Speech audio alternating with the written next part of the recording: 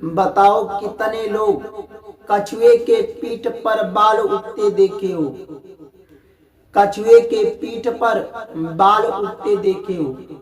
बताओ देखे हो का? देखे हो? नहीं, कछुए के पीठ पर बाल उगता ही नहीं है।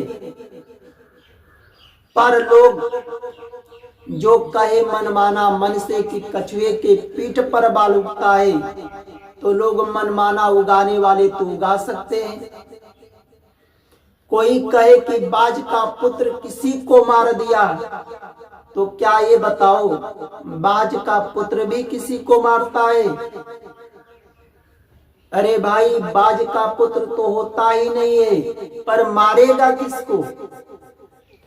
पर कहने वाले तो कह देते हैं कि बाज का पुत्र भी किसी को मार दिया। मनमाना कहने वाले तो भाई बाज के पुत्र भी बना सकते हैं। कोई कहे कि आकाश में फूल खिलता है, ये बताओ आकाश में भी फूल खिलता है? कभी देखे हो? पर मनमाना तो भाई आकाश में भी फूल को खिला सकते हैं। मृग का जल से कभी प्यास बुझ सकता है? कभी नहीं बुझ सकता है। पर मनमाना कहने वाले भी तो कह देंगे कि मृग का जल से प्यास भी बुझ सकता है। खरगोश के सिंह को कभी देखे हो उगते? देखे हो? खरगोश के सिंह तो होते ही नहीं है। पर मनमाना कहने वाले तो खरगोश के सिंह भी उगा देते हैं कि खरगोश के सिंह होते हैं, तो उसके कहने से खरगोश के सिंह भी होते हैं। अंधकार प्रकाश का नाश कर सकता है, कभी देखे हो? देखे हो कि अंधकार भी प्रकाश का नाश करते देखे हो? पर ये सबने देखा है, सबने देखा है कि कितना भी अंधकार हो जाए, कितना भी अंधकार हो जाए, प्रकाश के आते ही अंधकार समाप्त हो जाता है। बताओ देखे हो कि नहीं? देखे हो ना? पर कोई मनमाना कहे कि अंधकार ही प्रकाश को समाप्त करता है, तो भाई कहने वाले तो कह देते हैं कि अंधकार समाप्त कर देता है प्रकाश को।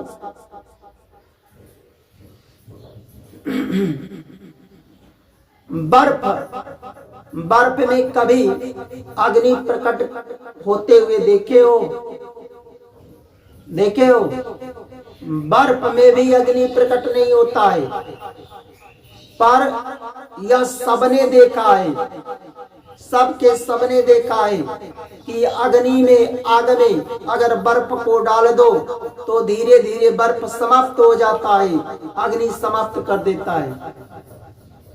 पर अग्नि में अगर कोई कहे कि बर्फ में अग्नि प्रकट होता है, तो भाई मनमाना कहने वाले तो बर्फ में भी अग्नि प्रकट कर देते हैं। ये मनमाना कर सकते हो, अपने मन से प्रकट कर सकते हो, परंतु याद रखना कोई भी धरती पर इस मनुष्य राम से विमुख होकर के, भगवान कृष्ण से विमुख होकर, भगवान नारायण से विमुख होकर के, भगवान शिव से विमुख होकर के इस धरती पर लोक में सुख लेना चाहते हो कि हमें इस लोक में सुख मिले और परलोक में, तो परलोक को तो छोड़ो, कभी तो सुख मिलेगा ही नहीं। या तुम्हारा लोक और परलोक दोनों नष्ट हो जाएगा सुख से। जब लोक में सुख नहीं मिलेगा तो परलोक तो बहुत दूर है।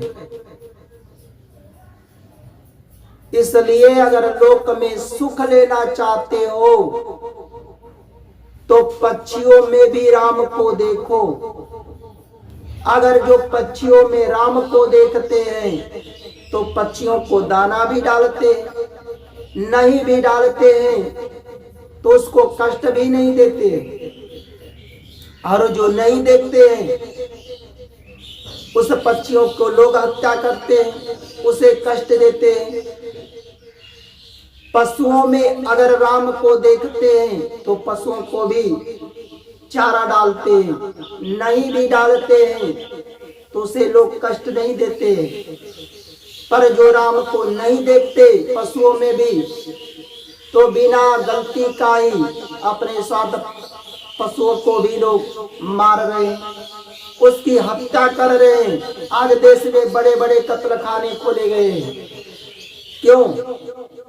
अगर पशुओं में राम को देखते तो उसके लिए कत्लखाने खोलते।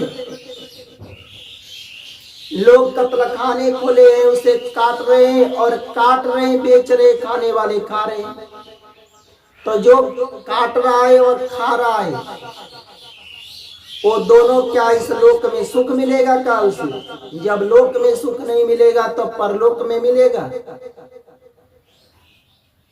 तो दोनों टार अगर सुख लेना चाहते हो तो पक्षियों में, पशुओं में राम को देखो, मनुष्यों में राम को देखो।